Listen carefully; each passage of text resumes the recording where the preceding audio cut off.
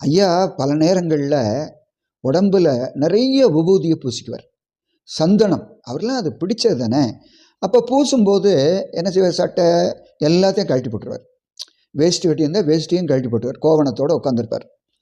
அப்போ பக்கத்தில் இருக்கிறவங்கெல்லாம் கேட்டாங்க, அடியவர்கள் எப்போ ஒரு 10 பேர் சுற்றி இருப்பாங்கள்ல, சாமி இப்போ சட்டை போட்டுக்கலாங்களா அப்படின்னு கேட்டால், அட பேசாமல் இருப்பா, ஒரு மாரியம்மா வரப்போகிறா, அவளை பார்த்துட்டு சட்டையை போட்டுக்கலாம் அப்படின்னா, கொஞ்ச நேரம் கழித்து ஒரு அம்மாவும் பிள்ளையும் வர்றாங்க. முகம் பூரா முத்து முத்து முத்தாக போட்டிருக்கு. முகமே ஒன்றும் செய்ய முடியல. ஆத்தா பார்த்துருக்குன்னு சொல்லுவோம்.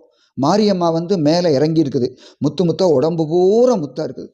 ஐயா என்னையா செய்கிறது, பொம்பளை பிள்ளைய நாளைக்கு கட்டி கொடுக்கணுங்கய்யா, நம்ம என்ன பண்ணுறது சொல்லுங்கள் அப்படின்னு அழுகும்போது அவர் உடம்பு பூரா பூசியிருக்கார் பாருங்க.